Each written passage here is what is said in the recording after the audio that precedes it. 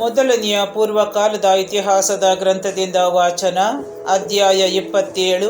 ಸೈನಿಕ ಮತ್ತು ನಾಗರಿಕ ವ್ಯವಸ್ಥೆಗಳು. ಇಸ್ರಾಯೇಲರ ಕುಲ ಪ್ರಧಾನರು, ಸಹಸ್ರಾಧಿಪತಿಗಳು, ಶತಾಧಿಪತಿಗಳು, ಅರಸನ ವಿವಿಧ ಸೇವೆಯನ್ನು ಮಾಡಬೇಕಾಗಿದ್ದ ವರ್ಗಗಳ ಅಧಿಪತಿಗಳು ಹಾಗೂ ಇವರ ಕಾರ್ಯಕ್ರಮಗಳ ಪಟ್ಟಿ. ವರ್ಷದ ಎಲ್ಲ ತಿಂಗಳುಗಳಲ್ಲಿ ತಿಂಗಳಿಗೆ ಒಂದು ವರ್ಗದಂತೆ ಸರದಿಯ ಮೇಲೆ ಕೆಲಸಕ್ಕಾಗಿ ಬರುತ್ತಿದ್ದ ಪ್ರತಿಯೊಂದು ವರ್ಗದಲ್ಲಿ 24,000 ಮಂದಿ ಇದ್ದರು. ಪೆರೇಚನ ಸಂತಾನದವರು ಜಬ್ದಿಯೇಲನ ಮಗನೂ ಆದ ಯಾಶೋಬಾಮನ ಮೊದಲನೆಯ ವರ್ಗದ ನಾಯಕ. ಇವನು ಮೊದಲನೆಯ ತಿಂಗಳಿನ ಸೇನಾಪತಿಗಳ ಮುಖ್ಯಸ್ಥ. ಮೊದಲನೆಯ ತಿಂಗಳಿನಲ್ಲಿ ಸೇವೆ ಸಲ್ಲಿಸತಕ್ಕ ಅವನ ವರ್ಗದವರ ಸಂಖ್ಯೆ 24,000. ಅಹೋಹಿಯಾಮನಾದ ದೋದೈಯು ಎರಡನೆಯ ತಿಂಗಳಿನ ವರ್ಗದ ನಾಯಕ. ಆ ವರ್ಗದಲ್ಲಿ ಮಿಕ್ಲೋತನೆಂಬವನು ನಾಯಕನು. ಅವನ ವರ್ಗದವರ ಸಂಖ್ಯೆ 24,000. ಯಾಜಕನಾದ ಯೆಹೋಹಾದನ ಮಗನು ಪ್ರಧಾನನೂ ಆದ ಬೇನಾಯನು ಮೂರನೆಯ ವರ್ಗದ ನಾಯಕ. ಮೂರನೆಯ ತಿಂಗಳಲ್ಲಿ ಸೇವಿಸತಕ್ಕ ಅವನ ವರ್ಗದವರ ಸಂಖ್ಯೆ 24,000.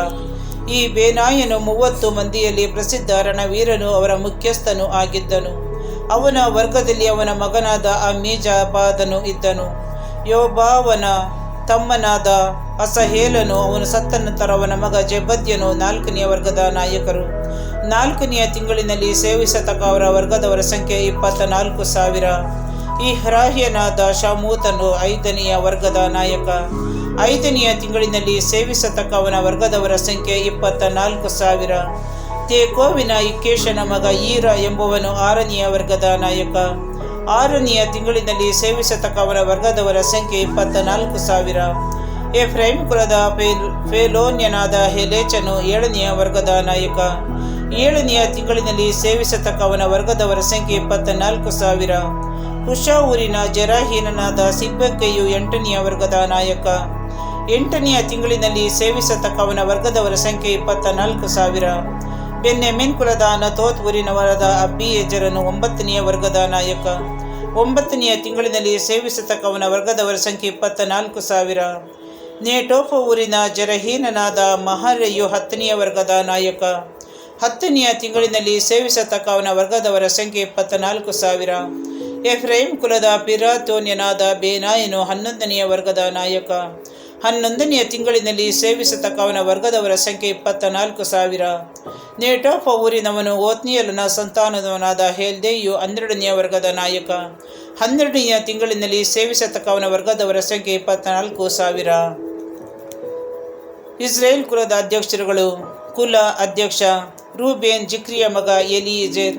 ಸಿಮೆಯೋನ ಮಾಕನ ಮಗ ಶೇಫಟ್ಯ. ಕೆಮುವೇಲನ ಮಗ ಹಷಬ್ಯ. ಆರೋನ ಯೂದ ಚಾದೋಕ್. ಯೂದ ಎಲಿಹು ಅರಸ ದಾವೀದನ ಸಹೋದರರಲ್ಲಿ ಒಬ್ಬ. ಇಸ್ಸಾಕಾರ ಮಿಕೈರನ ಮಗ ಒಮ್ರಿ.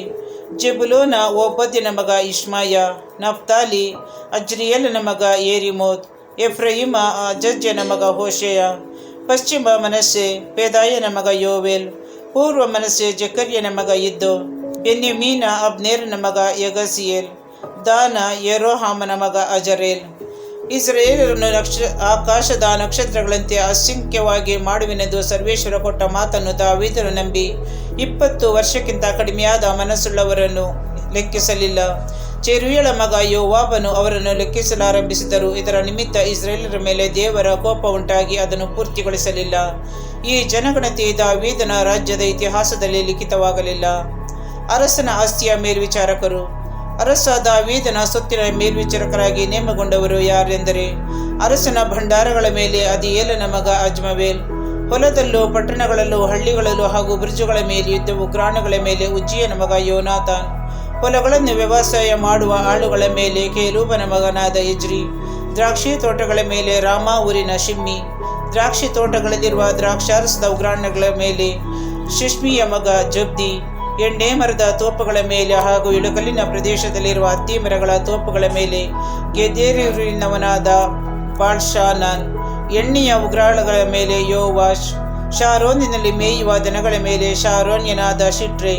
ಕಣಿವೆಗಳಲ್ಲಿ ಮೇಯುವ ದನಗಳ ಮೇಲೆ ಅದ್ದೆಯ ಮಗನಾದ ಶಾಫಾಟ್. ಒಂಟಗಳ ಮೇಲೆ ಇಸ್ರಾಯೇಲಿನಾದ ಓಬಿಲ್. ಹೆಣ್ಣು ಕತ್ತೆಗಳ ಮೇಲೆ ಮೇರೋತೋನ್ಯನಾದ ಯಸ್ದೇಯ. ಆಡುಗುರೆಗಳ ಮೇಲೆ ಹಗ್ರಿಯನಾದ ಯಾಜೇಜ್. ವಿವೇಕಿಯು ಶಾಸ್ತ್ರಜ್ಞನೂ ಆದ ಯೋನಾಥನನೆಂಬ ದಾವೀದನ ಚಿಕ್ಕಪ್ಪನು ಮಂತ್ರಿಯಾಗಿದ್ದನು. ಹಕ್ಮೋನಿಯ ಮಗ ಯೆಹಿಯೇಲನು ರಾಜಪುತ್ರ ಪಾಲಕನಾಗಿದ್ದನು. ಅಹಿತೋಫೆಲನು ಅರಸನ ಮಂತ್ರಿ.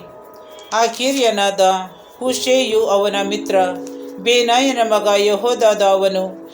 ಎಬ್ಯಾತಾರನು ಅಹಿತೋಫೆಲನ ಉತ್ತರಾಧಿಕಾರಿಗಳು. ಯೋವಾಬನು ಅರಸನ ಸೈನ್ಯಾಧಿಪತಿ.